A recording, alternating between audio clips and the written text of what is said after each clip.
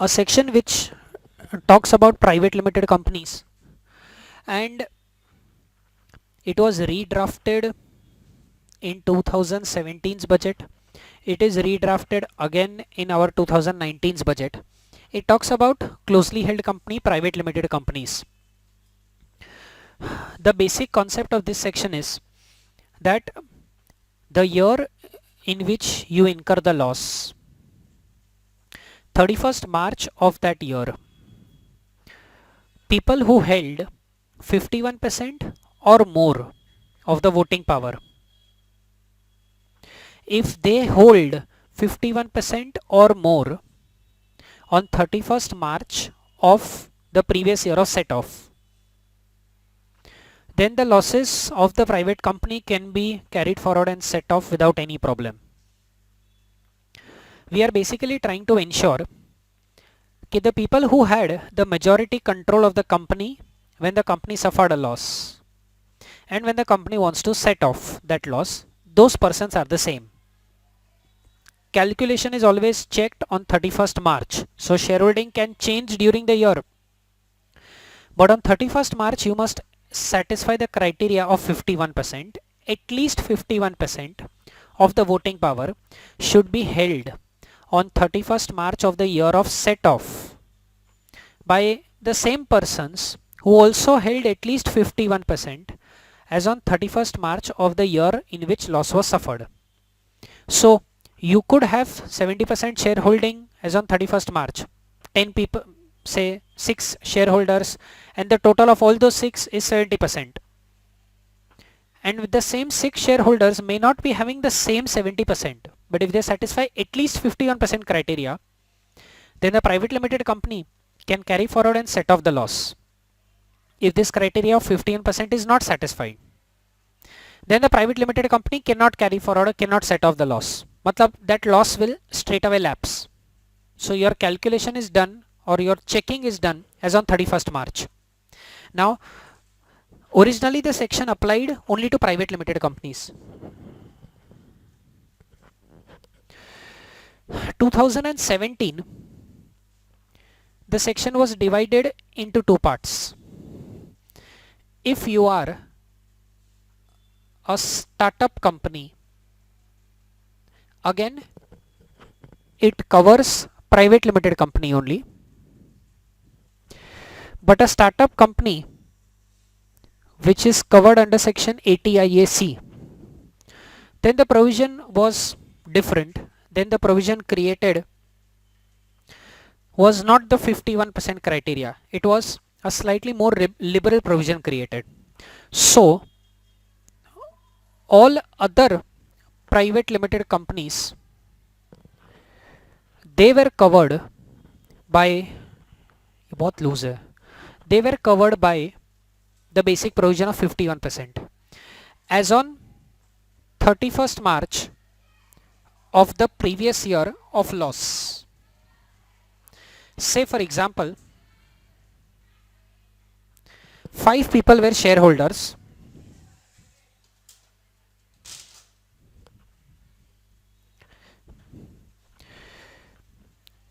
five of them were shareholders, and the voting power was something like this.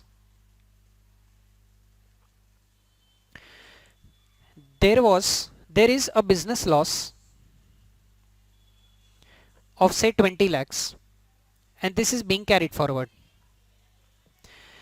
Now 31st March of the previous year in which you want to set off the loss,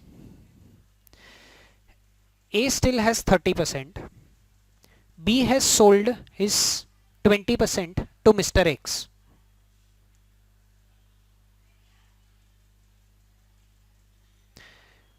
C has 10%,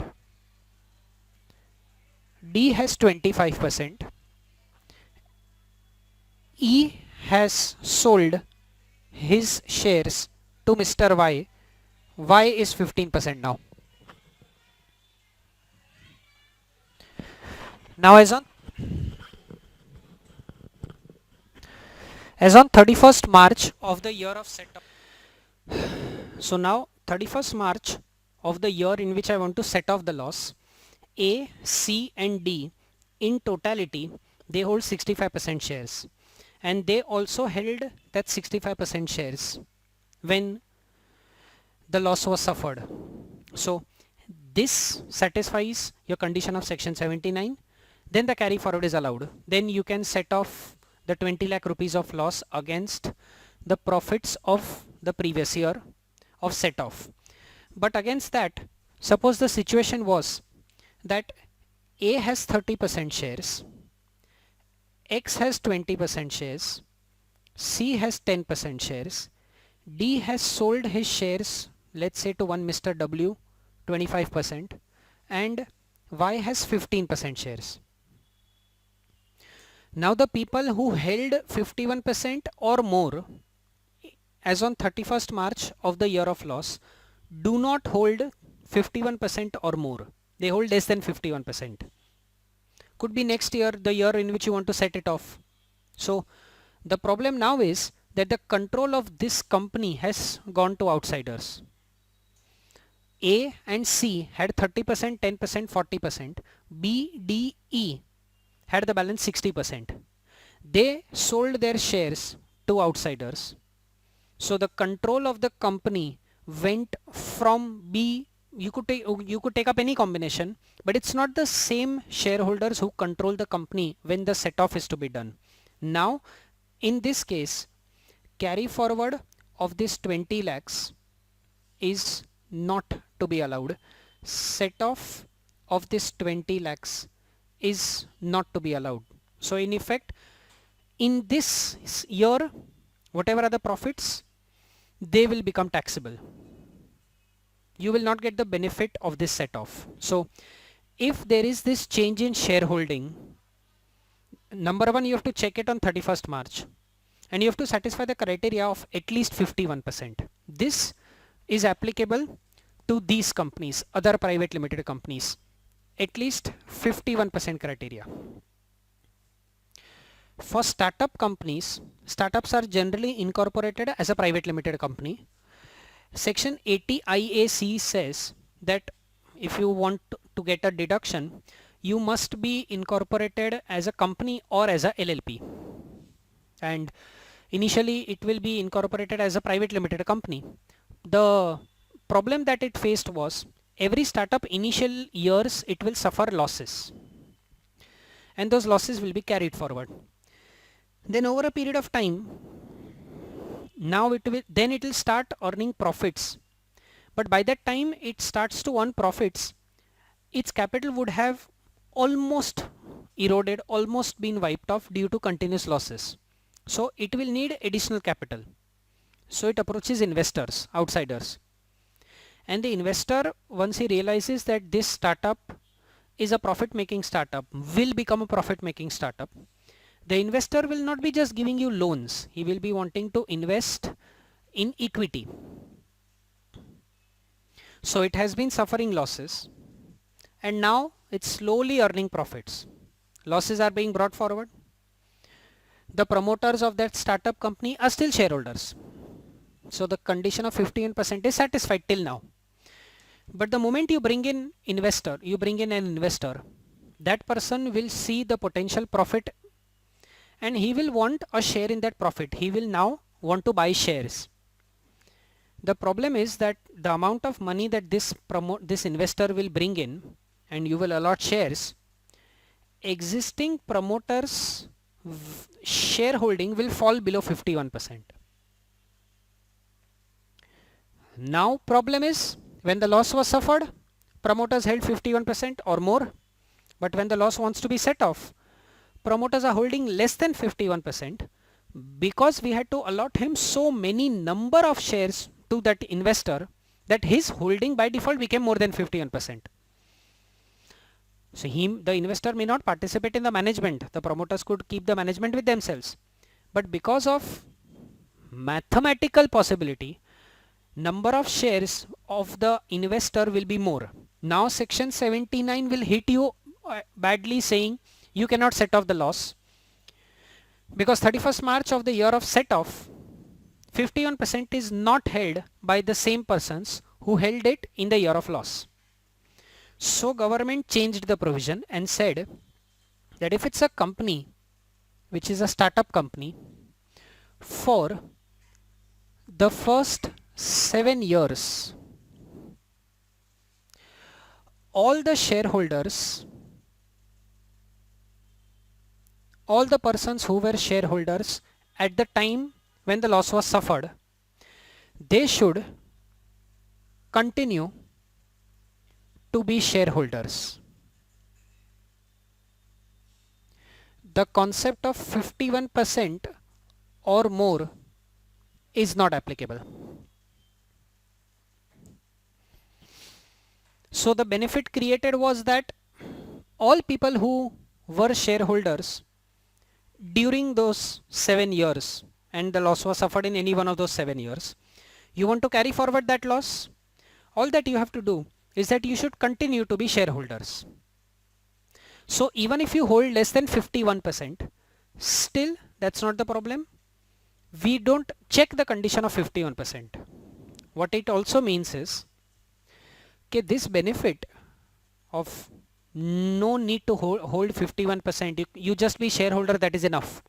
This benefit is available only for the first 7 years losses. So if they are losses of the first 7 years, this is what the condition is. Now the moment loss is of the 8th year, loss is of the 9th year, you will now fall in that default provision of 51%. So for a startup company, things will look something like this, that if the year of loss is the 4th year and the year of set off of that loss is say 9th year, 8th year. So you are basically carrying it forward for 4 more years, and in the 5th year you want to set it off. Then you just need to satisfy the condition of all persons being the shareholder. 51% criteria will not apply. But if it's the loss of the 10th year which you want to set off in the 12th year, then at least 51% of 31st March of 10th year and 51% or more of 31st March of the 12th year. This condition needs to be satisfied. So the loss is suffered in the first 7 years. All that the existing shareholder has to do is that he must continue to be shareholder. Bas. If the loss is for 8th year and onwards, then the default provision will apply. ये समझ पड़ा? Okay. Now the section also practically takes into account certain aspects. Well, if the change, now this applies to both. If the change in shareholding happens due to a death of the shareholder, so he dies and the legal heir inherits the shares, then this section 79 will not adversely affect the company.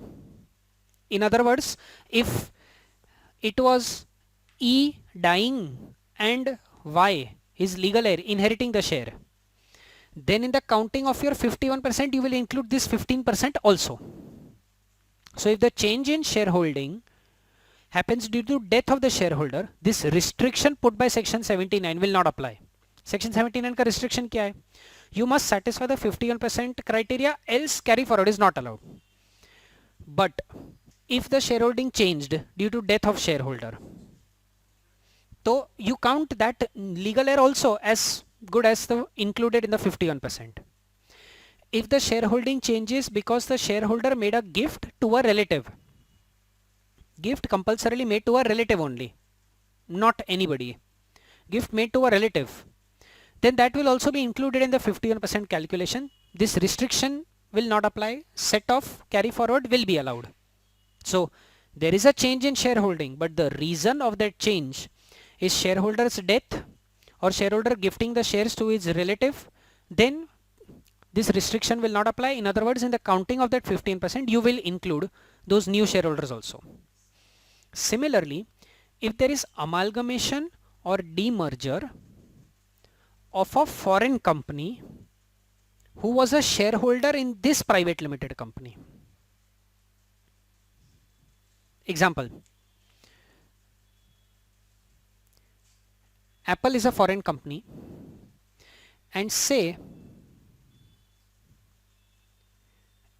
ABC Private Limited is an Indian company.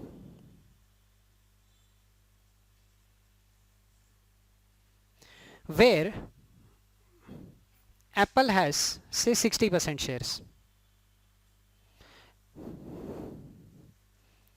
60% shares held by Apple, 40% shares, I hold those shares. Now what's happening is Apple amalgamates with Google. So this is amalgamating company. This is amalgamated company. Meaning shares of ABC Private Limited will get transferred like this on amalgamation. And after amalgamation, this 60% will be held by Google. So there is a change in shareholding of this private limited company. This is the company which has a loss of 65 lakhs which it wants to carry forward. So now I'm trying to apply section number 79 for this company. And I'm saying there is a change in shareholding happening, but this change in shareholding is happening because of amalgamation in a foreign country. So then this restriction that carry forward is not allowed, set off is not allowed, will not apply if in this amalgamated company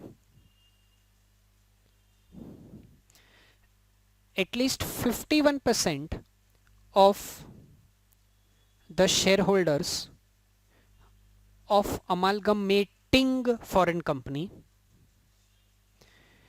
they continue to be shareholders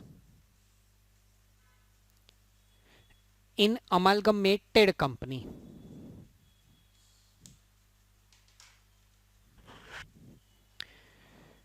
ABC Private Limited's shareholding changed. Apple gave its shares to Google. Now in amalgamation, what would have happened is Google would have taken over all the assets and all the liabilities of Apple, which means Google has taken over these shares also. Now Google will allot shares to Apple's shareholders. Now if 51% or more of Apple's shareholders continue to be shareholder in Google, then it means that this condition is, or this 51% condition that section 79 is putting for ABC Private Limited, it's assumed to be satisfied. The thing to observe is at least 51% of the shareholders of Apple continue to be shareholders in Google. They should not be having 51% or more in Google. That is not what the condition is. Apple के majority shareholders should continue to be shareholders in Google. How much should they hold in Google?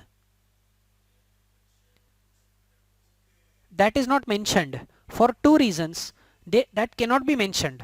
Cannot be. First, India's income tax law cannot tell you that if an amalgamation is happening in a foreign country, what should be the shareholding pattern of Apple shareholders. Number one, that is not possible. Number two, if 51% or more of Apple shareholders hold 51% or more of Google shareholder, then it will mean that Apple has acquired Google. So we are not putting any condition on how much should be the shareholding of those Apple's shareholders in Google. We are not putting any condition on what should be the shareholding of amalgamating company's shareholders in the amalgamated company. We are saying a majority of shareholders of amalgamating company, they should continue to hold shares in amalgamated company. Then this change that has happened from Apple to Google, this will not be treated as a change in this company ABC Private Limited. Loss will be allowed to be carried forward. Same thing will apply for demerger also. This is a demerged company, demerged foreign company. It splits one business, two businesses, and in that split, shares of a Indian private limited company get transferred to the resulting company. Then 51% or more of shareholders of the demerged foreign company should continue to hold shares in the resulting foreign company. Then section 79 का restriction will not apply, carry forward will be allowed.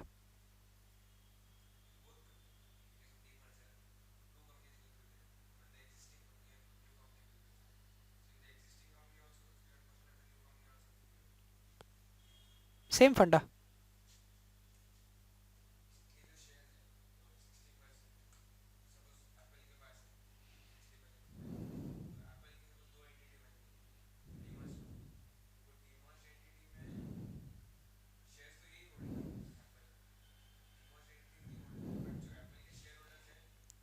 अच्छा, Apple कौन है अभी के example में? ये तो amalgamation बात कर रहा है, डीमर्जर बात कर रहा है, पहले वो क्लियर कर. हाँ, तो अभी एप्पल कौन है? Demerge company. और रिजल्टिंग कंपनी कोई है? चल ठीक है, गूगल रिजल्टिंग कंपनी है, चल ठीक है.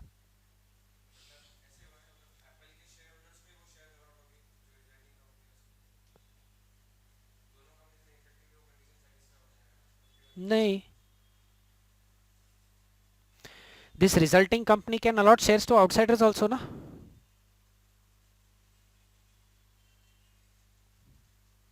Demerged company, demerged foreign company के 51% or more of shareholders should continue to hold shares in the resulting foreign company. Then this company will be allowed to carry forward the loss. So as a resulting foreign company, if I have majority of shareholders of demerged company as my shareholders, I can allot shares to outsiders also ना.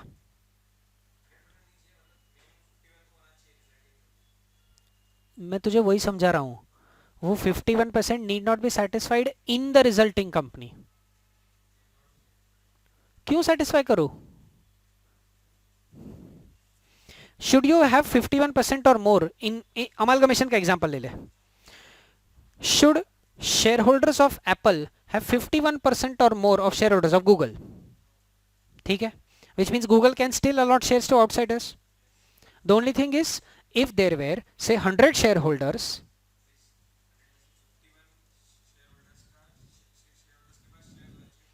perfect. So now the same concept will apply to demerger also.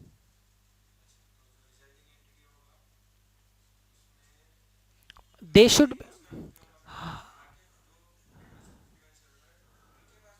correct, correct, perfect.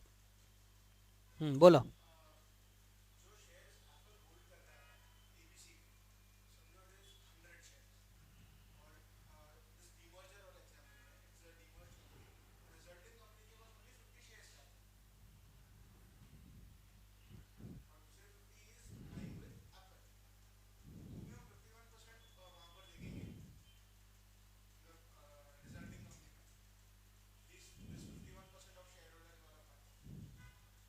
हाँ, because then what will happen is that now this ABC Private Limited will have 3 shareholders. जो original है वो है. Resulting company will also become a shareholder now, and that resulting, if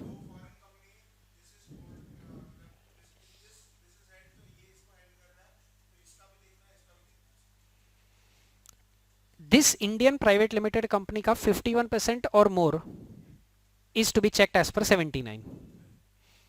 Now if half the shareholding is transferred, so the balance half is still with Apple and Apple is still a shareholder, correct? And the resulting company, if 51% or more of demerged company's shareholder continue to hold the shares in the resulting company, then it means this condition is satisfied. So carry forward हो जाएगा.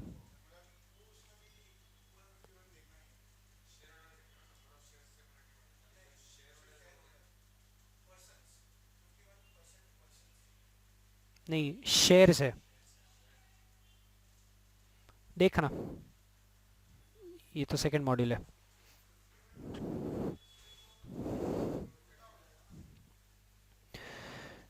subsection page 145.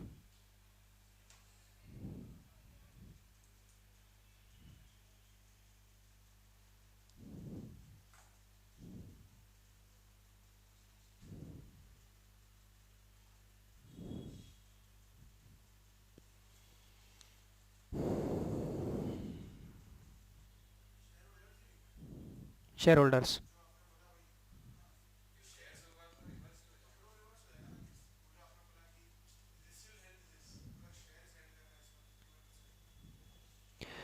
No, what your question was could be interpreted as in value 51% shareholding, but number of shareholders are less than 51%, but they hold more in value. तो वो interpretation नहीं है. The interpretation is 51% shareholders of the amalgamated or demerged foreign company, or demerged foreign company continue to be shareholders of amalgamated or resulting foreign company. Now, the amendment in section 79 is, last दो साल पहले ये amendment आया था. What is that? Insolvency and Bankruptcy Code. Now, when IBC is imposed, the shareholding of that insolvent company, bankrupt company can change because a resolution can be passed to revive that company. So, new directors will be appointed, new shareholders will be there, and so it will happen that when the loss was suffered, those guys are not holding shares when the insolvent or bankrupt company wants to set off the loss. This is because as per IBC, when that resolution was passed to revive the company, shareholding changed. So now your 51% criteria will not apply. And so when 51% criteria will not be satisfied, so you are still given the benefit of that carry forward and set off. The restriction created of 51% or more is not to be checked if the change in shareholding is due to a resolution that is passed under IBC for revival of the company. ये 2 साल पहले का amendment था. Now 2019 के budget में क्या हुआ है? There is a provision in Companies Act which talks about operation and mismanagement, where if it is observed that a company is being mismanaged and the small shareholders are being oppressed or are being harassed, then there are two sections in the Companies Act. If both those sections 241 and 242, the central government can declare the board of directors to be ineffective, appoint new directors, have new shareholders.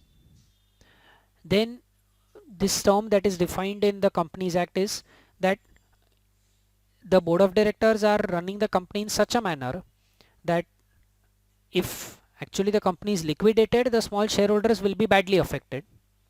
The company does not deserve liquidation, but if the company is allowed to continue like this, then the small shareholders will feel oppressed.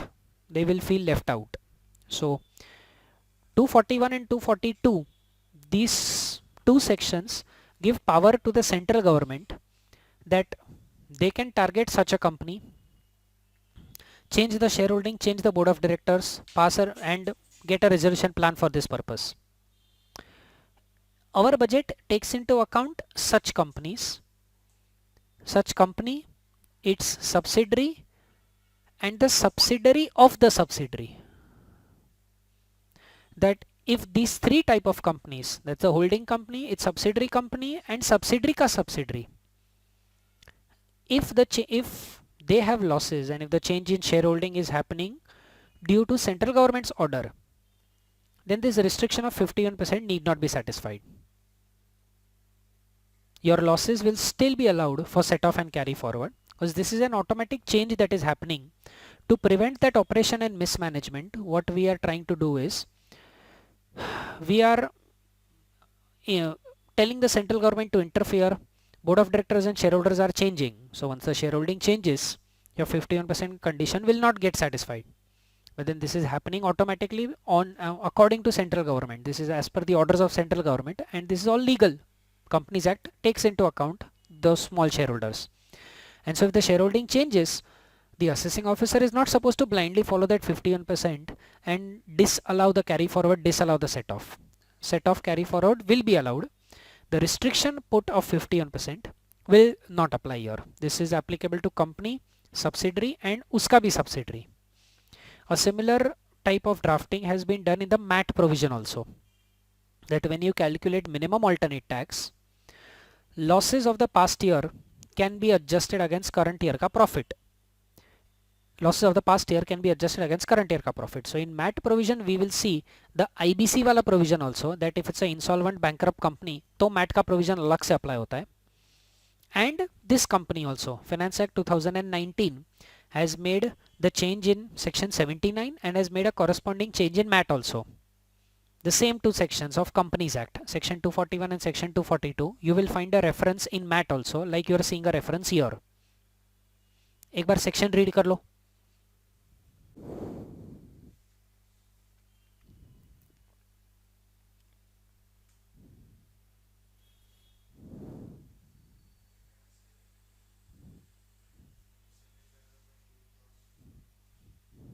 हाँ वो misprint है actually.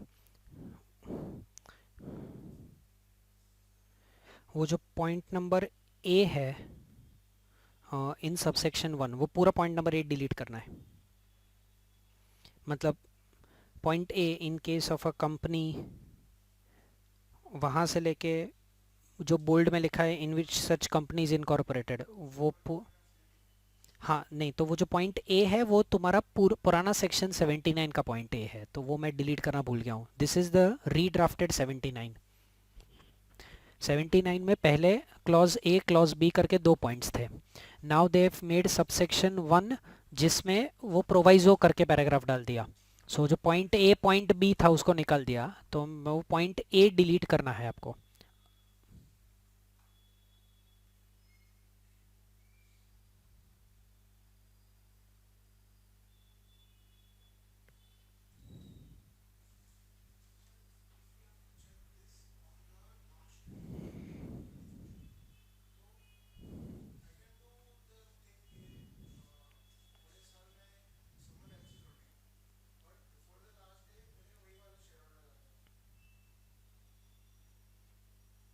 Shareholder will have capital gain implication.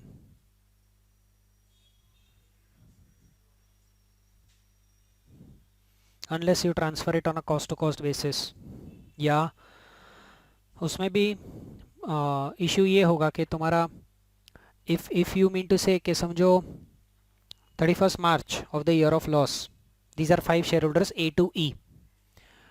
Next year, first week of April, they sell off all their shares to some outsiders. Not one, many outsiders. One practical problem will be, what if the outsiders refuse to sell the shares back to A to E? So ये control का problem है वो कि पूरा company तुम्हारे हाथ से निकल गया. सेकंड, चलो assuming that the outsiders sell the shares back to you, and on 31st March of every year A to E become the shareholders. So every time when A sells the share to an outsider, outsider sells it back to A, there will be capital gain for the seller. And there is already a section in capital gains 50CA which says you need to take the fair market value as your full value of consideration. So even if you don't do it on a cost to cost basis, even if you try to do it on a cost to cost basis, capital gains compute होगा. तो then the shareholder might think के company के loss carry forward के लिए मैं क्यों ये capital gains पे टैक्स भरूं. और सेकेंडली एक और चीज़ है कि why will an outsider agree to buy the shares if it's a loss making company. So it's a loss making company, उसका मार्केट वैल्यू थोड़ा कम होगा, तो the outsider may not be willing to invest also. I mean, you will not be able to achieve anything by doing this other than the fact that you can defeat the 51% during the year. But shareholders will face implication. The existing shareholders should hold shares on 31st March. So for the balance part of the year, somebody else can hold the share. Still this set off will be allowed.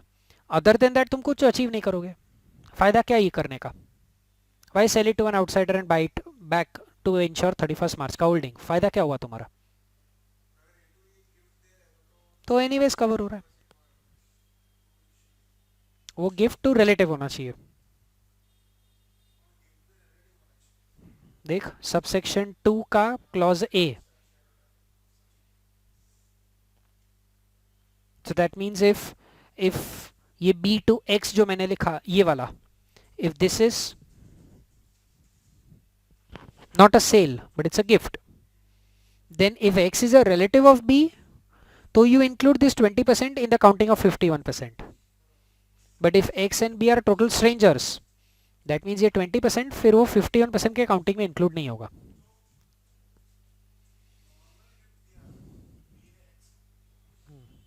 Normal gift मतलब हाँ हाँ हाँ हाँ x के लिए IFS लग जाएगा.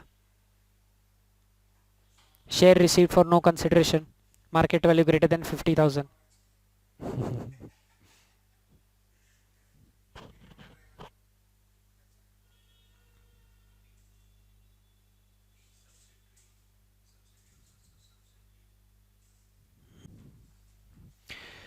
Now amalgamation से related we have done 3 specific provisions.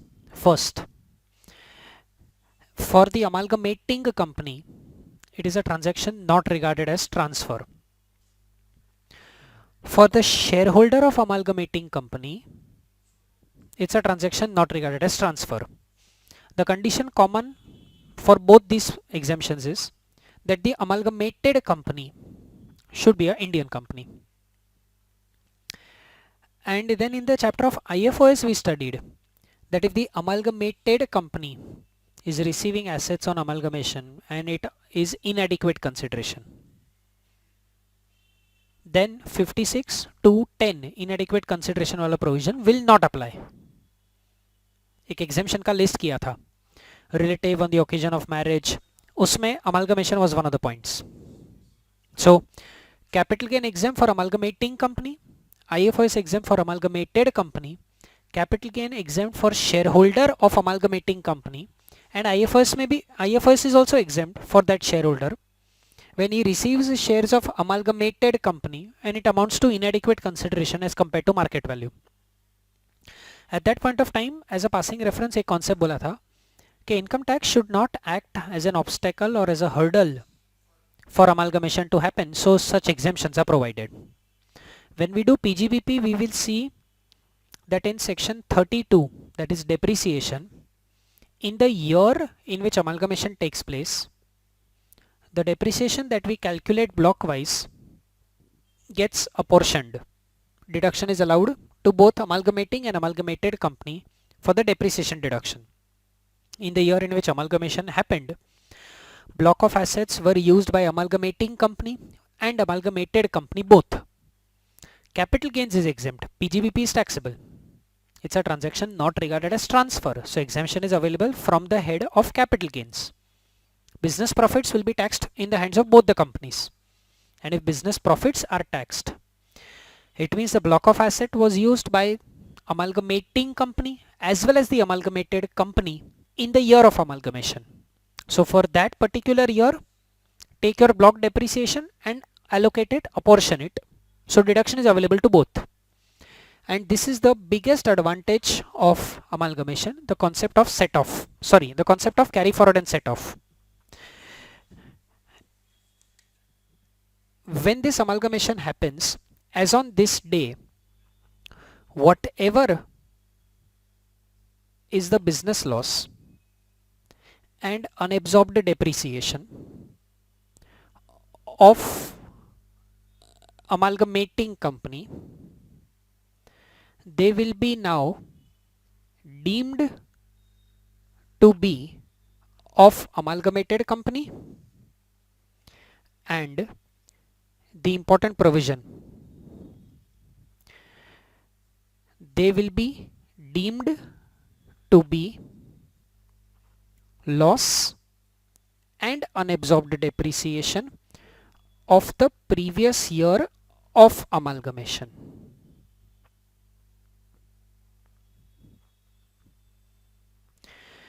This means that the amalgamated company will get a benefit of a fresh span of 8 years. This business loss that we are talking is a loss covered under section 72.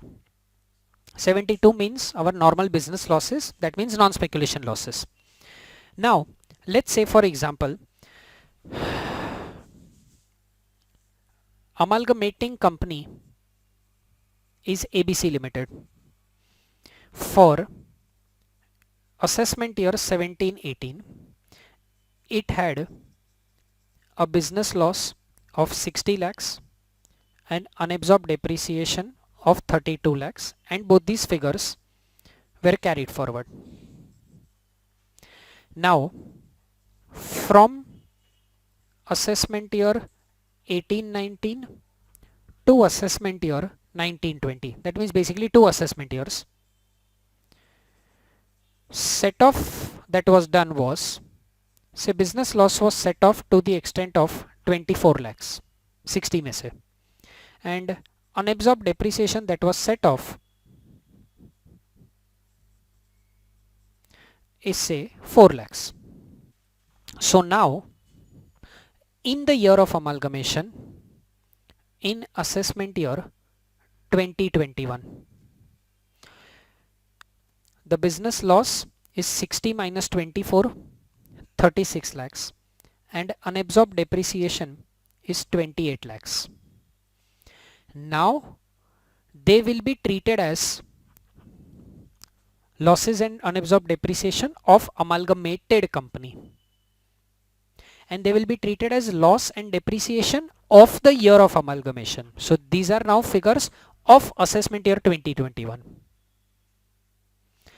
In amalgamation, the amalgamating company will close down.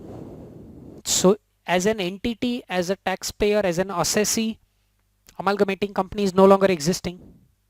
All the assets and all the liabilities are taken over by amalgamated company. So the assets and liabilities of amalgamating company will be now used by amalgamated company. Profits will be generated by amalgamated company. Against those profits, you can set off these losses and unabsorbed depreciation of amalgamating company. But now they will be deemed to be loss and unabsorbed depreciation of the previous year of amalgamation, which means now these amounts can be carried forward up to assessment year 2021 plus 8 years. In fact, if I have to be accurate, I should say that this 36 lakhs is to be carried forward up to assessment year 28-29, because unabsorbed depreciation can be carried forward indefinitely. That is not a problem at all. So the big advantage is, in the practical life, what we can do is, if your 8 years of carry forward are getting over and you still have some loss that is still unabsorbed, you cannot set off that loss because you're not able to generate that much amount of profit, then you can amalgamate yourself into another company, and this amalgamated company will get a benefit of a fresh span of 8 years. Like if I make this as, say for example, if this is not assessment year 17-18, this is assessment year 13-14. So what would now happen is, assessment year 13-14 plus 8 years would mean assessment year 21-22. So technically this is my 7th year and I'm still having losses. That means that amalgamating company has suffered a loss in 13-14, and for the next 6 to 7 years it is not able to generate enough profits. If it still continues, then the loss of AY 13-14 will lapse in 21-22. You cannot carry it forward to the 9th year. But you can use amalgamation as a tool where that loss making amalgamating company can amalgamate itself into an amalgamated company. Now the benefit will be enjoyed by amalgamated company. The period which used to expire in 21-22 will now get extended up to 28-29 because of this set of wordings deemed to be loss and unabsorbed depreciation of the year of amalgamation. Of course, when this huge benefit is allowed, there are conditions attached. Conditions that the amalgamating company has to satisfy, conditions that the amalgamated company has to satisfy. Amalgamating company should have been in existence for 3 years or more. Amalgamating company मतलब you float a company, first year loss हुआ, second year loss हुआ, and you straight away amalgamate it, तो नहीं चलेगा. You must be a company which is in existence for 3 years or more, and you're still suffering losses and you're carrying it forward, then we allow you this benefit. Amalgamated company should continue the business of amalgamating company for 5 years or more. It should continue it for 5 years. Meaning, if I'm using amalgamation as a tool and I'm gaining an extra advantage, extra time, fresh span of 8 years, I cannot misuse this advantage. That I find a loss-making company, I buy that company through the process of amalgamation, take the assets and liabilities, but don't continue the business of that amalgamating company. Business बंद कर दिया मैंने, but I still want the benefit of that company's losses. ये नहीं चलेगा. So the intention of the section is that since you are taking up all the assets and all the liabilities of the amalgamating company, continue that business for a span of 5 years. So what it means is that the government is trying to think like this, okay, maybe that amalgamating company was suffering losses because it could not use those assets and liabilities properly. Maybe the management was not that good, and so it was suffering losses. But what if the assets and liabilities go into the hands of some other company? It could still earn profits. So on those profits, use these assets and liabilities of amalgamating a company. On those profits, as amalgamated company, don't pay tax. Take the benefit of set-off of loss. But if you want this benefit of set-off of loss, you must ensure that you continue the business for 5 years or more. समझ पड़ा? This also means losses of amalgamating are now losses of amalgamated company, subject to fulfillment of condition. So what if in a future year the condition is not satisfied? Business has to be continued for 5 years. What if in the 4th year you discontinue the business? But once amalgamation happened, AY 2021, you would have started setting off the loss. So you have already set off some loss in year number 1, year number 2, year number 3 after amalgamation. And in the 4th year, you discontinue the business of amalgamating company. So whatever losses you had set off, effectively it meant you earned profits but didn't pay tax on those profits by claiming the advantage of set off. That means to the extent of the losses and depreciation that you have set off, to the extent of those amounts, they will be deemed as your business income chargeable to tax in the year in which violation happens. So 36 lakhs ka loss tha, 6 lakh, 6 lakh, 6 lakh, 3 years, 18 lakh rupees was set off. That means in those 3 years, logically you earned business profits of 18 lakhs but didn't pay tax by claiming this set off. And now you violated the condition in the 4th year. So the amounts that you have set off, those amounts will be deemed as your business income chargeable to tax. Tax obviously in the hands of amalgamated company. समझ पड़ा? कुछ नहीं. Tax भरो, yes. हाँ, ये clear हुआ. Of course it goes without saying कि future carry forward is not allowed. नहीं, वायलेशन हुआ तुम्हारा कंडीशन का, उसके बाद carry forward is not allowed. That's why I said it goes without saying कि आगे कैरी फॉरवर्ड नहीं होगा, and till now whatever you have set off will be deemed as your income. ये अमालगमेशन हुआ. Demerger. Now in demerger there are two specific scenarios. Say there is a company ABC Limited. It's having these 3 businesses. Now the chemical business is demerged. and a new company is formed, XYZ Limited. से ये demerger हुआ previous year 1920, assessment year 2021. अब situation ऐसा है that for previous year 1718, return of income was something like this. Chemical business had a loss of 70 lakhs. Stationery business 4 lakhs का profit. Steel business 30 lakhs का profit. So what now happened was that 36 lakhs worth of loss was carried forward. Next year, previous year 1819, under the head PGBP 26 lakhs का profit दिखा. But now I had brought forward loss. So I set off 26 lakhs, didn't pay any tax. But I carried forward 10 lakh rupees. And now in previous year 1920, that chemical business gets demerged. So now look at the loss. Can you identify that this 10 lakh rupees belongs to the chemical business? You can. Which means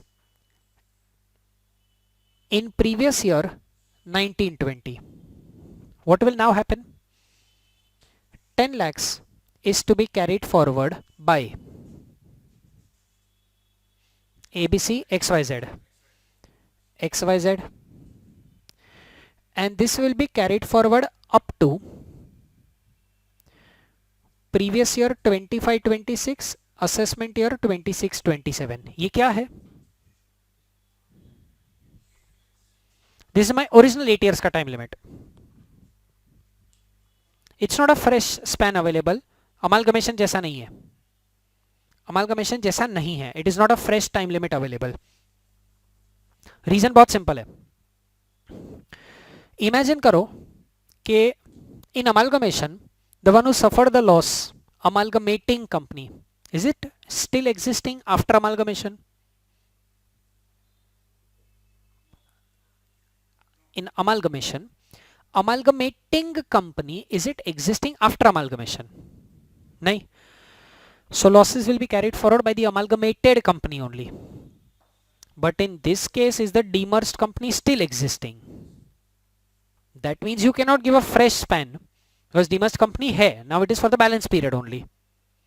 This will make more sense in the second version. Let's say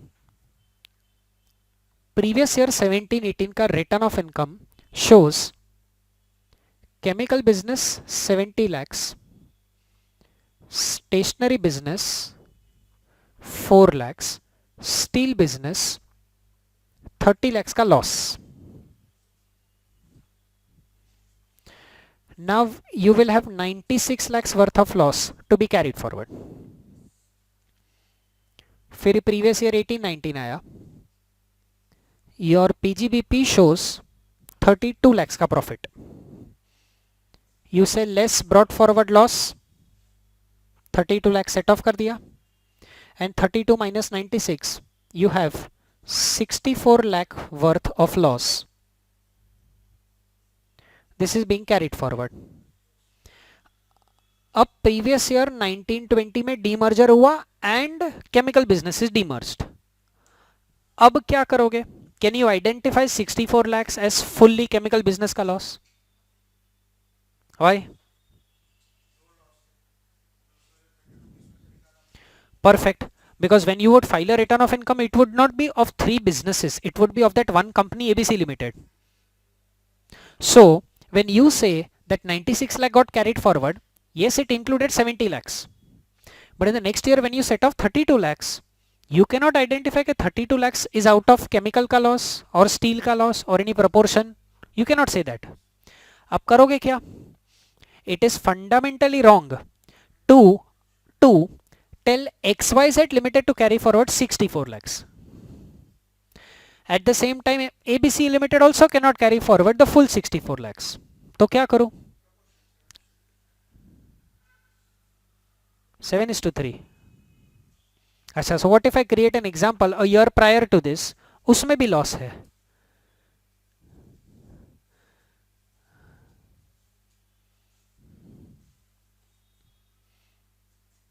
This is a simplistic example where I have created 1 year as a loss.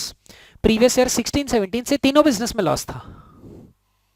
अब every loss का carry forward time limit is different. I tell you that तीनों में 10 lakh rupees का loss था. So there is 30 lakh rupees of PY 16-17, 96 lakhs of PY 17-18. अब तुम proportion कैसे decide करोगे? इक्वल कैसे?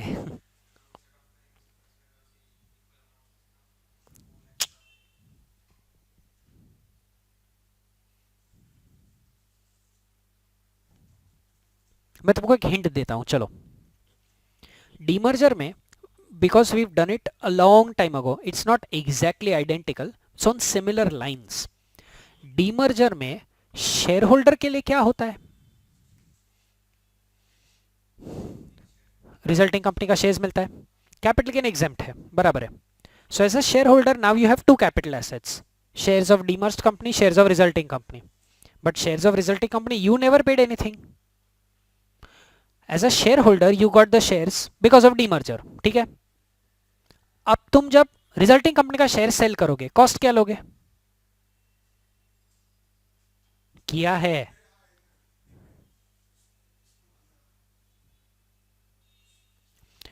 You had shares of ABC limited, cost 100 rupees था. डिस्ट्रीब्यूट करते हो cost, cost of acquisition of the share holder, उसका कॉस्ट डिवाइड होता है as shares of demerge company का cost and shares of resulting company. ये कैसे स्प्लिट करते हो?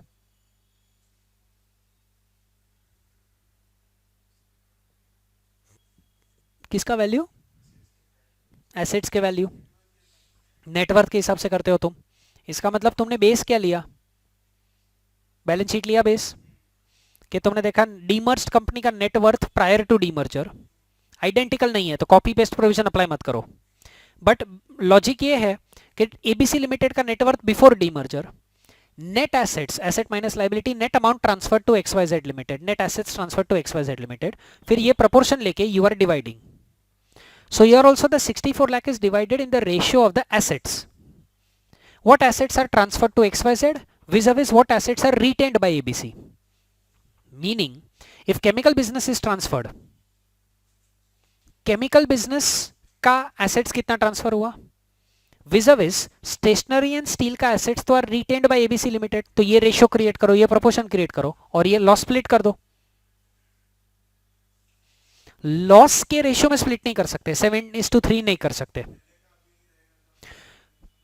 फिर पहले का एग्जांपल मैंने दिया, प्रीवियस ईयर 16-17 में तीनों बिजनेस में लॉस था. I will create one more example.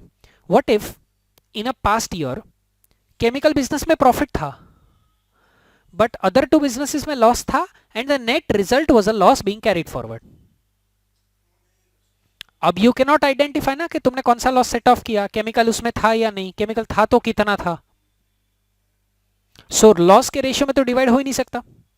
अब एसेट्स ट्रांसफर्ड विज़-अविज़ एसेट्स रिटेन्ड, ये रेशियो में स्प्लिट होगा, which gives you another proof कि fresh 8 years का span is not necessary only.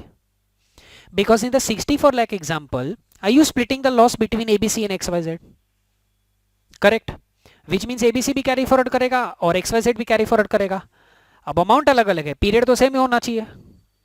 Which means मैं फ्रेश स्पैन का लॉजिक अप्लाई कर ही नहीं सकता.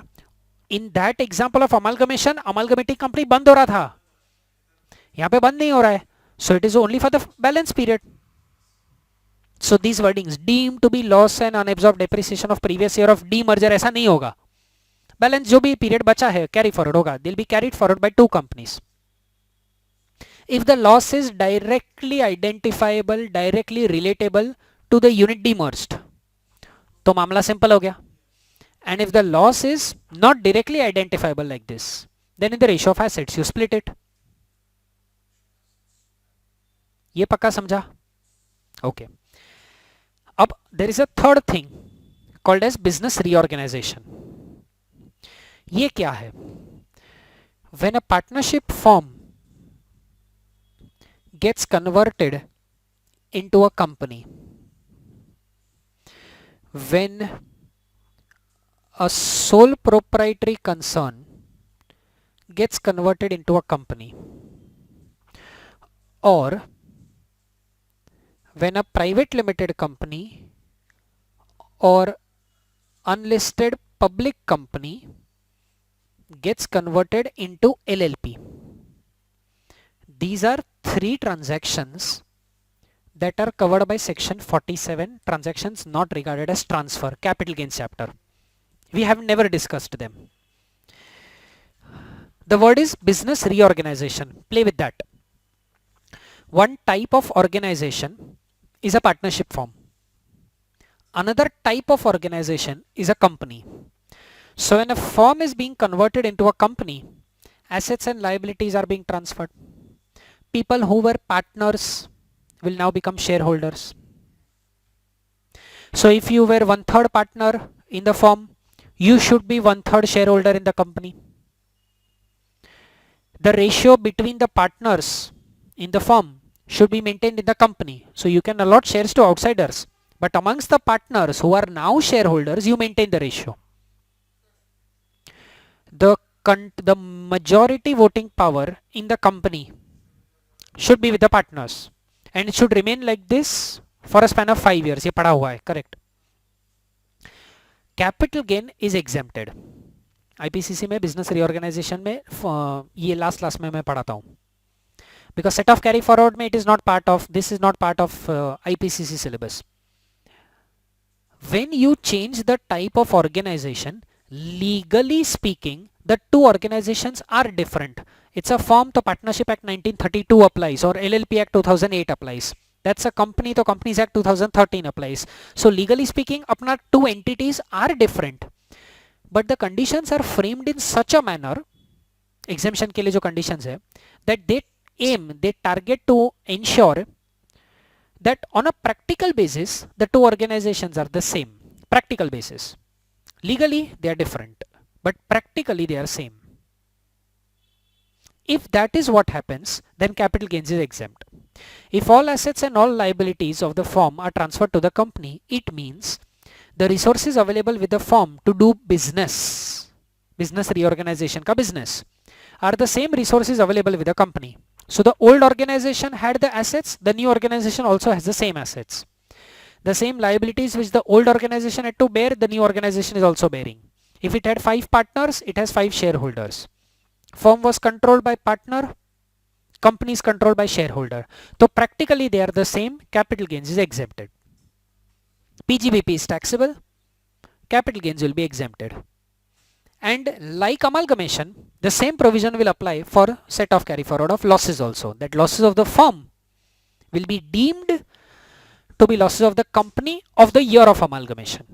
Sorry, of the year of business reorganization. So a fresh span of 8 years will be available for business losses. If a sole proprietor gets his business converted into a company, so I was doing business as a sole proprietor, I float a company, I take shareholding, I take money from other persons and allot shares to them, but I keep 50% or more with me. So my business was earlier run as a sole trader, sole proprietor. Now it's run through the corporate mode, but I still control the business. Then whatever capital gain will arise to me by converting into a company, giving all my assets and liabilities, this capital gain will be exempt. But I must keep my voting power more than 50% for the next 5 years. अगर ये violation हुआ तो capital gain which was exempted becomes taxable, and becomes taxable in the hands of the successor. Sole proprietor था, I converted my business into a company, took the 3 of you as shareholders, but you are 10%, 10%, 10%, बाकी 70% मेरा है. So all my assets, all my liabilities got transferred to the company. In turn I got 70% shares allocation, shares allotment. I allotted balance shares to you, तो ये company float हो गया. Now I must keep my voting power above 50% for the next 5 years. In the next 5 years, if I violate, if I make my voting power fall below 50%, that means the control of this company has gone to somebody else. पहले sole proprietor के पास control था, अब किसी और के पास चला गया. Now the capital gain which was exempted becomes taxable, but becomes taxable for the company, not for the sole proprietor. Firm to company का कन्वर्जन था, तो the three of you were running a partnership firm. अब तुमने company में convert किया and each of you got 30% shares, और बाकी का 10% शेयर्स ऑफ द कंपनी किसी आउटसाइडर को अलॉट कर दिया. So you are still keeping 50% से ज्यादा कंट्रोल अपने पास. All the assets and liabilities that you had as a partnership firm got transferred to the company. You got only shares, did not get anything else. Monetary consideration नहीं मिला, सिर्फ shares मिला. If you were equal partners, you are equal shareholders also. But in the next 5 years, if the voting power falls below 50%, तो capital gain cannot become taxable for the firm because firm exist नहीं करता, तभी firm तो बंद हो गया. Convert हुआ था तो एग्जेम्पशन किसको मिला था? फर्म को मिला था. Capital gain was exempted in the hands of the firm. Next 5 years में वायलेशन हुआ, whose next should I catch for tax? Firm तो है नहीं, तो कंपनी के लिए टैक्सेबल होगा. And a similar provision will work in set off carry forward also, that losses and unabsorbed depreciation of the firm are now deemed to be losses and depreciation of the company. Company will carry it forward for a fresh span of 8 years. It kept on carrying it forward. Year 1, year 2, year 3, losses and unabsorbed depreciation set off भी कर दिया. 4th year में violation happened. Partners का voting power fell below 50%. So capital gain became taxable for the company. Until now, whatever losses and depreciation company had set off will become taxable as your income. Private limited company or an unlisted public company gets converted into a LLP. Now this is loosely speaking firm to company का reverse case. Accurately speaking, earlier Companies Act used to apply, now LLP Act applies. So basic conditions are still the same. All assets of the company should be transferred to the LLP, assets as well as liabilities. You were a shareholder, now you will become a partner. There is no limit prescribed on the number of partners in the LLP Act. Partnership Act 1932 says 20 partners and banking business हुआ तो 10 partners. Partnership Act 1932. LLP Act 2008 does not tell you any maximum limit on the number of partners. So it is possible that you have 75 shareholders as a private limited company and you have 75 partners in LLP. ये possible है because LLP में there is no maximum limit on the number of partners. So earlier you were shareholders, now you become partners. There are 2-3 additional conditions relating to turnover and relating to accumulated profits that are prescribed specially for this business reorganization. But capital gains will be exempt. The basic structure is that if you are doing business in one type of organization and you convert yourself into another type of organization, you are rearranging, reorganizing, restructuring your business. We will exempt you from capital gains if you satisfy our conditions. And the conditions are aimed to achieve the fact that practically the two organizations should be the same. Legally they are different, we also know. But practically same है. मतलब पहले बाहर board लगता था ABC and company, अब लगेगा ABC and company partnership firm, ABC brothers partnership firm, अभी लगता है ABC प्राइवेट लिमिटेड. हाँ, सो नाम चेंज हुआ. But practically they are the same organizations. Capital gain exempt. Losses carry forward करो, losses set off करो. But the moment you do violation, capital gain जो exempt लिया था वो successor organization के लिए taxable. And any losses, any depreciation that you till now have set off carry forward, sorry, till now you have set off, will be deemed as your income. ये समझा? Okay. अब 72A में आ जाओ.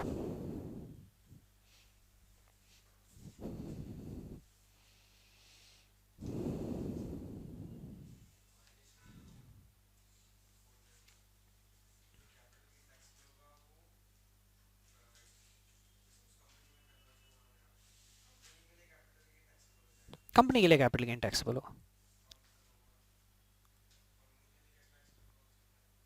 अच्छा, firm to company का conversion, that is what you are talking, बराबर. अच्छा, अब किसको एग्जेम्पशन मिला था? फॉर्म को.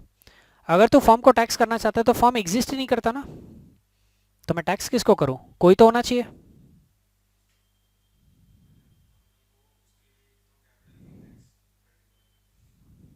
The capital gain which was exempted for the firm becomes taxable. Acha, how will you calculate that capital gain? Simple. when the conversion would have happened, assets का एक agreed value लिया होगा, that would become your full value of consideration, which the company would have discharged by giving shares. ठीक है, form के books में या form के हाथ में जो कॉस्ट ऑफ एक्विजिशन है वो कॉस्ट ले लो, फॉर्म गिव द एसेट्स, ठीक है. सो फॉर्म का cost of acquisition can be easily identified. वो एसेट का क्या अग्रीड वैल्यू था वो भी तुमको पता है, कंपनी के बुक्स में क्या रिकॉर्ड हुआ, तो that becomes full value of consideration for the form. Say there was a plot of land, खरीदा था 60 lakhs में, when the conversion happened 1 crore में ट्रांसफर कर दिया. अब हमने बोला कैपिटल गेन एग्जेम्प्ट है, कितना एग्जेम्प्ट है फॉर्म के लिए? कैपिटल गेन एग्जेम्प्ट कितना? 1 crore minus 60 lakhs, 40 lakhs. Now when violation happens, it is the same 40 lakhs which will become taxable.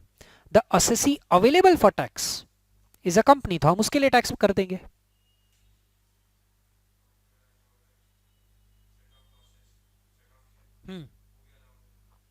वो इनकम मान के टैक्स लग जाएगा उस पर.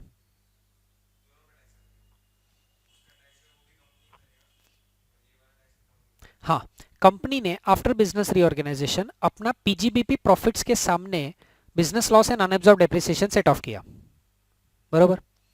सो पीजीबीपी वाला उतना प्रॉफिट्स कमाया लेकिन टैक्स नहीं भरा, by taking the advantage of set of, वो टैक्सेबल बनेगा कंपनी के लिए.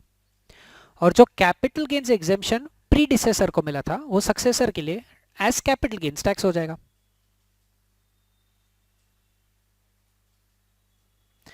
देखो, I want you to come to page 137, subsection 1 देखो.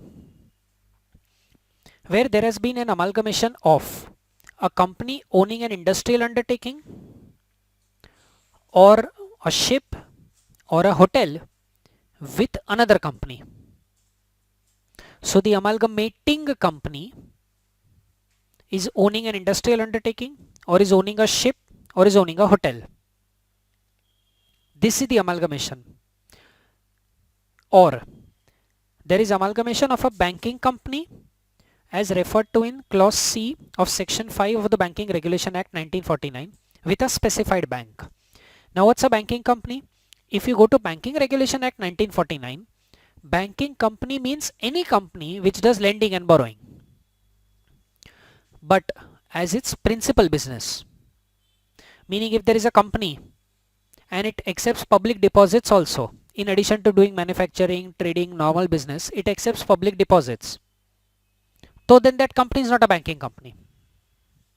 मतलब बैंकिंग कंपनी का डेफिनेशन इतना वाइड है कि any company which does lending and borrowing is a banking company. ICICI bank limited is a banking company, HDFC bank limited is a banking company, क्योंकि it's a company which is doing lending and borrowing as its principal business. Now such a banking company is amalgamated with a specified bank. अब specified bank का definition भी banking regulation act में दिया है. Specified bank means State Bank of India and its subsidiaries.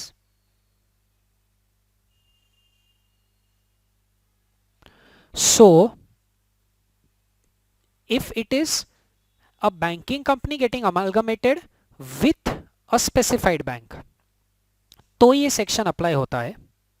And the third thing, if there is one or more public sector company or companies engaged in the business of operation of aircraft, with one or more public sector companies or companies engaged in similar business. So कोई public sector company है जो aircraft business में है और दूसरा public sector company है जो same aircraft business में है और उनका अमालगमेशन हो रहा है, तो this section applies. Now you may think that this section has a very limited scope because one, it is talking about aircraft industry, second is it is talking about banking industry, and third it is talking about shipping, company owning a ship, company owning a hotel. But वो जो लिखा ना company owning an industrial undertaking. Now if you go to the next page भी नहीं actually, if you go to page 139 subsection 7, industrial undertaking means any undertaking which is engaged in manufacturing or processing of goods, manufacturing of computer software, generation of electricity, distribution of electricity or any other form of power, business of providing telecommunication services, mining business, construction of ships, construction of aircraft, construction of railway system. So technically it is not a limited section or a small section. Manufacturing of goods बोल दिया तो बहुत सारी companies cover हो गई. Goods में बहुत कुछ cover हो गया. If you are into construction of ships, aircraft, if you are doing mining business, if you are providing telecommunication like Airtel, Vodafone, हाँ MTNL, if it is computer software, मतलब this section is not subsection 1 देख के पढ़ के लगता है बहुत छोटा सा section है, only certain companies are covered, but actually it's not. Many companies are covered. Now coming back to subsection 1, where there has been such an amalgamation, then notwithstanding anything contained in any other provision of this act, सब कुछ override कर दिया, accumulated loss and unabsorbed depreciation of the amalgamating company shall be deemed to be the loss or the allowance for depreciation, unabsorbed depreciation of the amalgamated company for the previous year in which the amalgamation was effected. And other provisions of this act relating to set off and carry forward of loss and allowance for depreciation shall apply accordingly.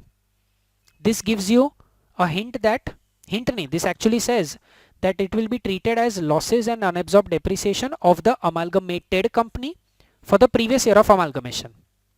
अब another interesting interpretation.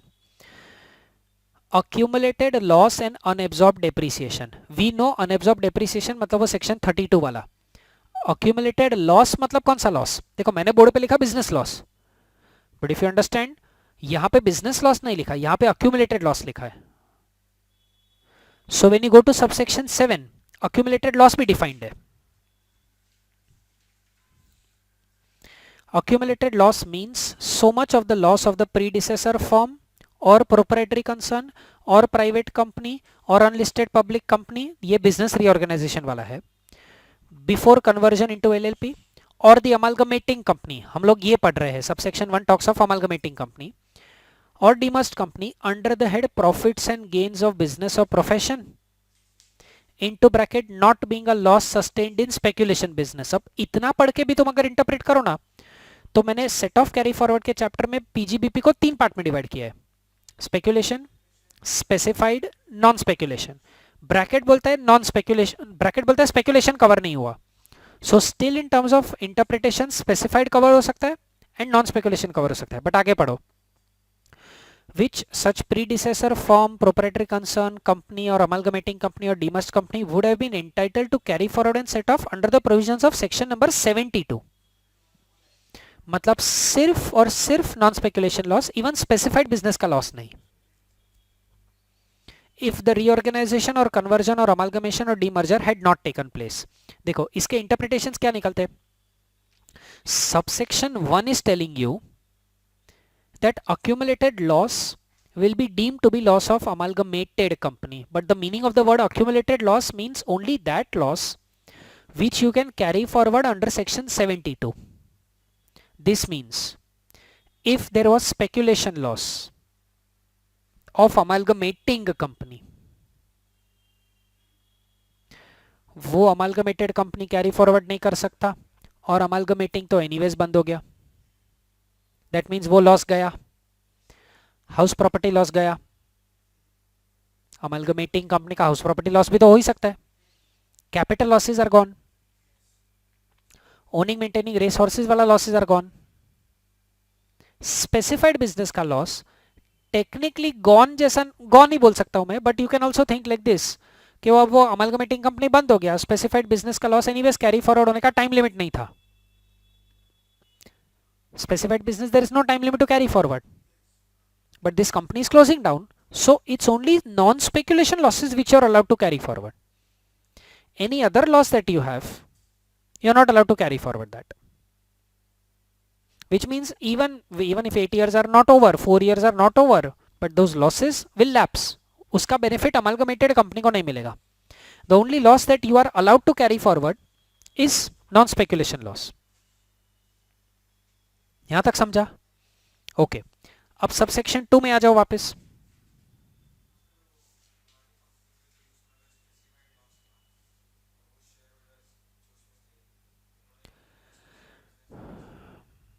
But it's a separate company ना. हाँ लेकिन basic rule भूल गया. कि जिसका loss होगा वही कैरी फॉरवर्ड करेगा। अब अमालगमेटिंग कंपनी में 50 शेयर होल्डर थे, दे float another company and start a specified business, but वो एंटिटी अलग हो गया ना, समझा? तो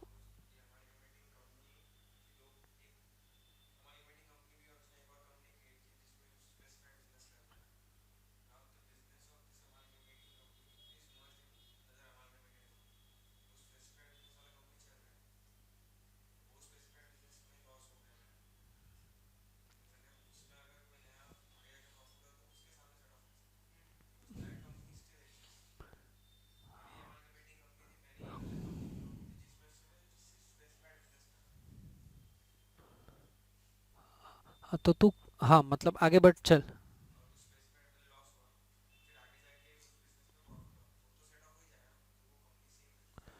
बट लॉस भी तो वहीं पे इनकर हुआ था ना, तो फिर अमालगमेशन और उसका क्या कनेक्शन हुआ?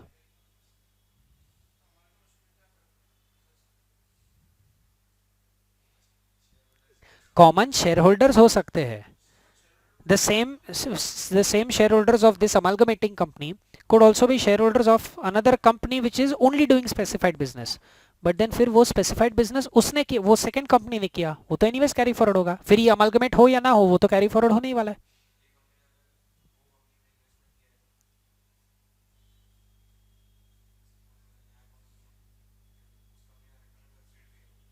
हम्म,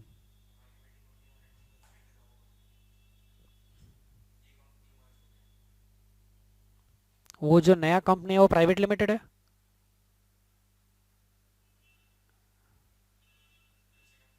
सेक्शन 79 अप्लाई हो जाएगा ना, जो आज पढ़ा था, closely held company 51% voting power, क्योंकि if you are saying this amalgamating company is a 100% share holder in से PQR, हाँ, so it's a 100% share holder, मैं वही बोला, हाँ, but then when amalgamation happens, shares of that PQR will be transferred to amalgamated company ना।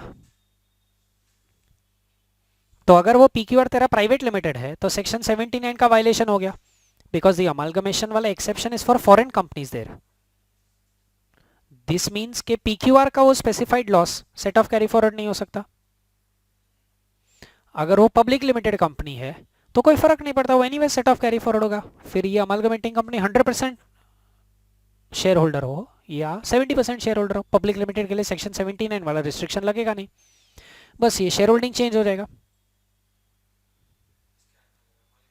हाँ, but PQR, वो PQR public limited को कोई फर्क पड़ेगा ही नहीं, और इसका जो लॉस है वो अमालगमेटेड कंपनी कैरी फॉरवर्ड करेगा।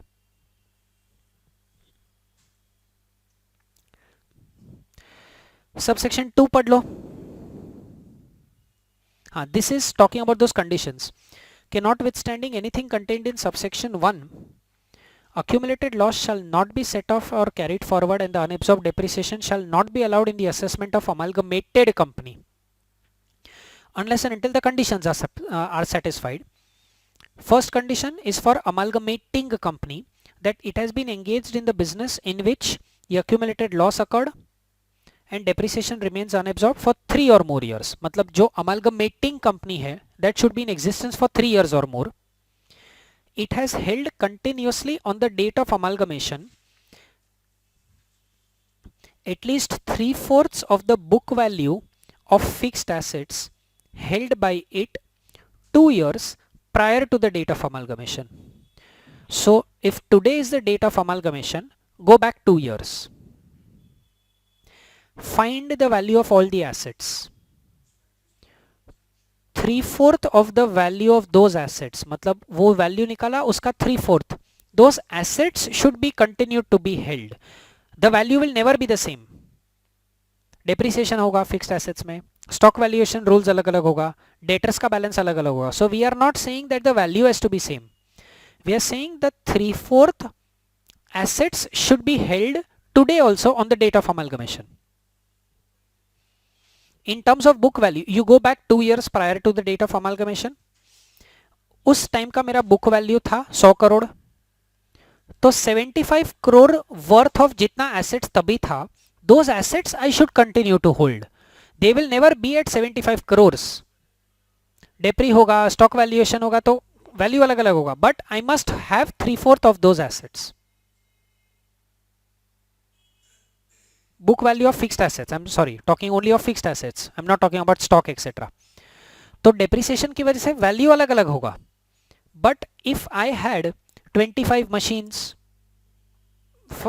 4 बिल्डिंग्स, ऑफिस बिल्डिंग, अब ये मेरे फिक्स्ड एसेट्स है, इनका बुक वैल्यू फाइंड करो, एंड 3/4 वैल्यू या उससे ज्यादा if those assets are still held, तो ये सेक्शन का कंडीशन सेटिस्फाई हुआ, then the losses will be set off carry forward by amalgamated company. These are conditions to be fulfilled by amalgamating company.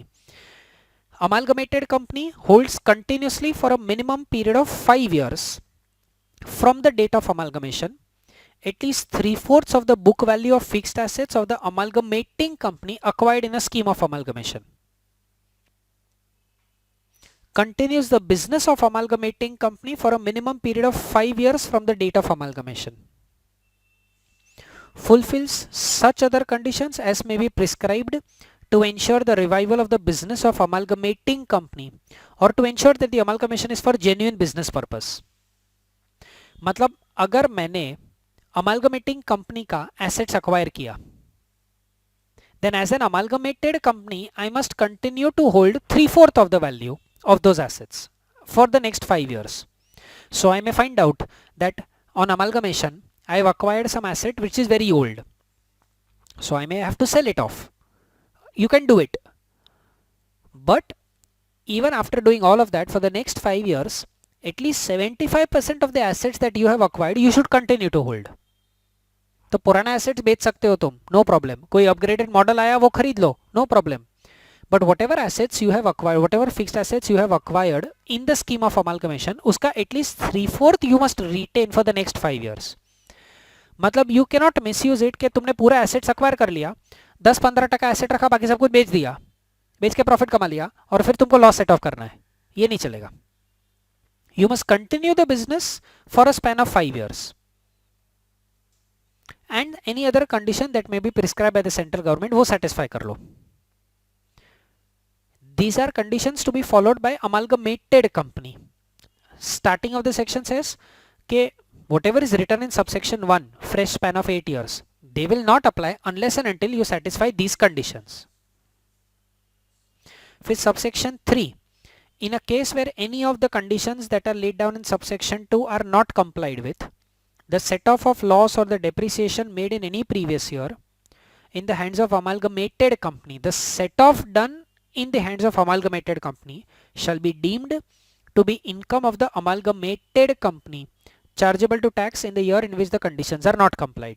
तो तुमने कोई set off लिया है, but in the next 5 years तुमने business discontinue कर दिया, तो जितना set off लिया था वो सब तुम्हारा income माना जाएगा. Subsection 4 is talking about demerger. Point number A is where the loss is directly identifiable to the demerged business, and point number B is where you cannot directly identify, so in the ratio of assets retained by demerged company vis-a-vis the assets transferred to the resulting company. Subsection 5 demerger के लिए condition specify कर सकता है central government. Subsection 6 reorganization of a business, firm getting converted into a company, proprietary concern getting converted into a company,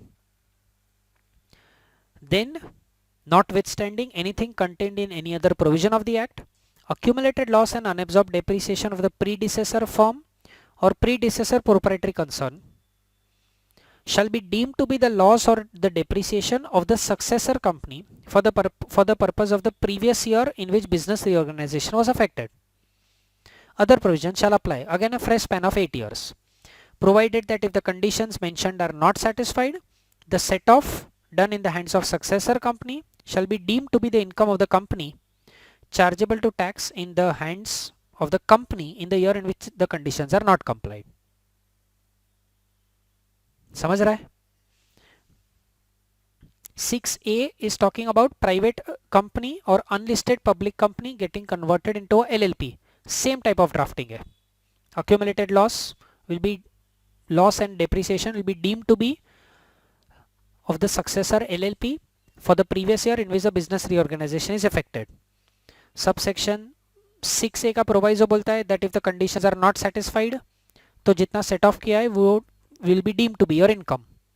and subsection 7 में meaning लिखा है, accumulated loss का मतलब क्या हुआ, इंडस्ट्रियल अंडरटेकिंग का मतलब क्या हुआ, अनएब्जॉर्ब डेप्रिसिएशन का मतलब क्या हुआ, स्पेसिफाइड बैंक का मतलब क्या हुआ। At the end of this text book, at the end of the text book, एकदम एंड में तुमको बिजनेस रीऑर्गेनाइजेशन का थियरी मिलेगा।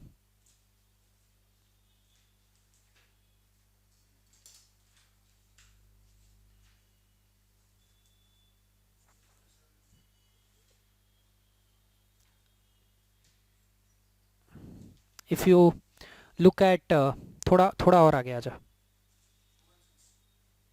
216,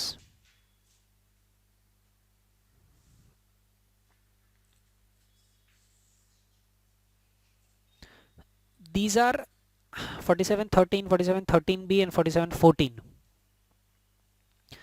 This is capital gain का exemption.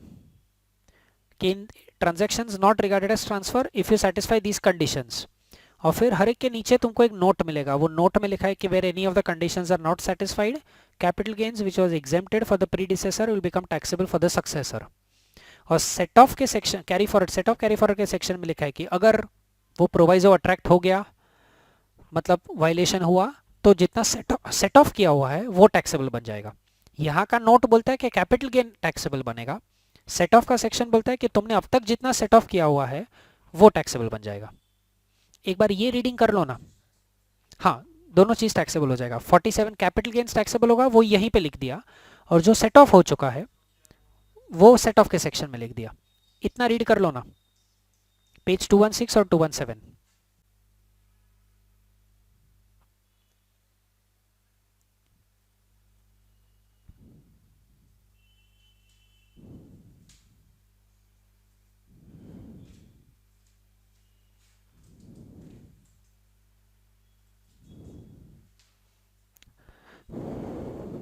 लिख लो, या फिर दो क्वेश्चन है डिस्कस कर ले फिर लिख लो, तो मैं पीजीबीपी आज स्टार्ट नहीं करता हूँ।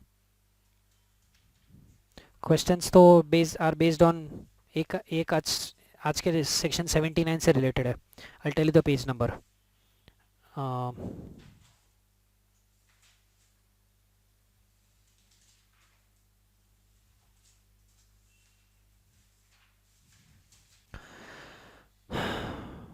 थर्ड सम जो है वो पीजीबीपी के बाद होगा। Third sum is this business reorganisation, हाँ business reorganisation, but with it's an exam question but with PGBP adjustments. So we'll do PGBP and then we'll come back to this. First question is based on section number 79, again an exam question but very simple. Second question bits and pieces में exam में पूछा था, ये second question अपने case law से related है, तो hardly 5 minute का डिस्कशन। एक बार सम पढ़ लो ना, फर्स्ट पढ़ो first.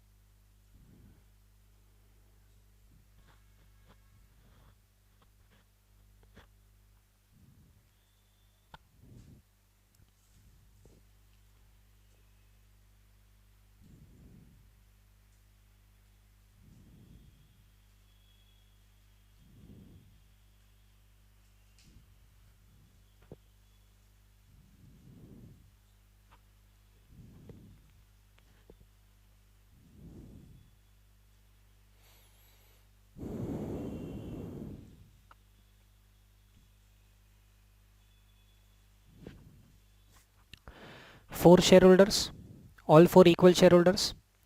The table gives you assessment years, हाँ, वो याद रखना. 31st March 2019, that means previous year 18-19, assessment year 19-20. So let's talk assessment year wise. Assessment year 19-20 में C is selling his shares to A. So D, E and F are still there holding 75%. So condition 51% वाला satisfy हो गया. अब for assessment year 19-20, profit given to you is 8 lakh rupees before charging current year's depreciation 1 lakh. तो वो charge कर लेते हैं. That means it will become 7 lakhs. Now can I set off the brought forward loss of assessment year 18-19 worth 6 lakhs? I can, because even after the sale 51% satisfy हो गया. तो 7 लाख में से 6 लाख निकल गया पूरा. बैलेंस बचा 1 लाख तुम्हारे पास profit. Unabsorbed depreciation 1 lakh rupees adjust कर लो तो टैक्सेबल अमाउंट 0 आ गया. एंड सेक्शन 79 का जो रिस्ट्रिक्शन है अपना, वो सिर्फ लॉसेस को अप्लाई हो रहा है. अनएब्जॉर्ब डेप्रिसिएशन का तो बात हो ही नहीं रहा वो सेक्शन में. दिस मीन्स सेक्शन 79 में wherever you go through loss word लिखा हुआ है, डेप्रिसिएशन के बारे में कोई मेंशन है ही नहीं. अब नेक्स्ट फाइनेंशियल ईयर में when D will sell his shares to be, so now the remaining shareholders will be E and F, which will be exact 50%, but I don't have any loss because जो loss था वो तो पूरा set of कर दिया हमने. अब जो बच गया वो अनएब्जॉर्ब डेप्रिसिएशन, 79 का सवाल ही नहीं आता. एंड जो बच गया वो अनएब्जॉर्ब डेप्रिसिएशन है, वो तो आराम से सेट ऑफ हो जाएगा.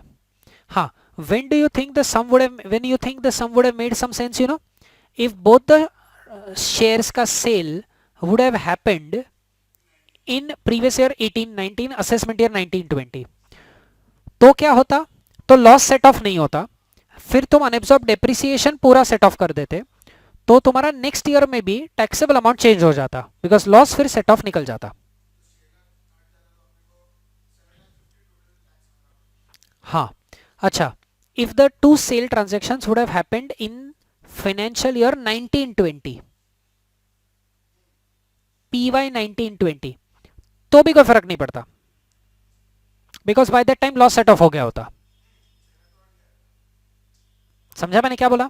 प्रीवियस ईयर एंडेड 31 मार्च 19 नहीं, प्रीवियस ईयर एंडेड 31 मार्च 20 जो लिखा है, उसमें अगर दोनों सेल इफेक्ट, दोनों शेयर्स का सेल हुआ होता, तो भी सेक्शन 79 का कोई मतलब नहीं होता, बिकॉज लॉस पूरा सेट ऑफ हो जाता. समझ पड़ा?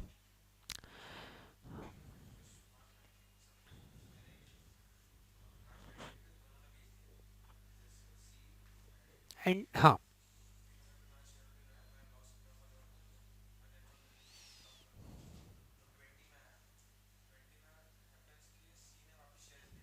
लेकिन तेरा कोई लॉस कैरी फॉरवर्ड है ही नहीं ना. हो गया तो हो गया, परफेक्ट.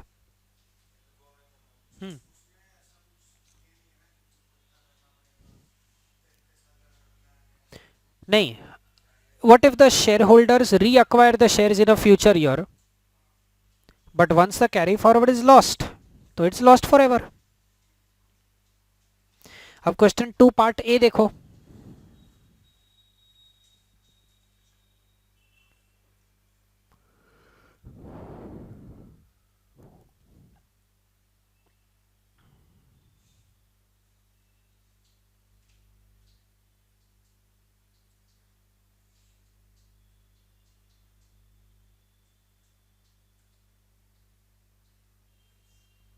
हाउस प्रॉपर्टी लॉस है, सो सेक्शन 80, सेक्शन 139(3) कोई फर्क नहीं पड़ता.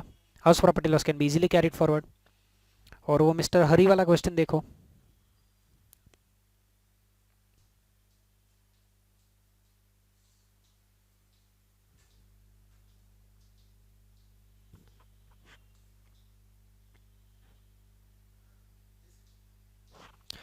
एक मधुकांत मेहता करके केस लॉ पढ़ा था कि individual died, his sons carry, legal heirs carried on the business as a firm, just because firm था, असेसिंग ऑफिसर ने वो लॉस डिसअलाउ कर दिया, सेट ऑफ डिसअलाउ कर दिया, but then it was held कि नहीं सेट ऑफ अलाउड होगा. ये उसी के बेस पे पूरा केस लॉ है. सॉल्यूशन देखना है, देख लो एक बार, पेज 156 एंड 157.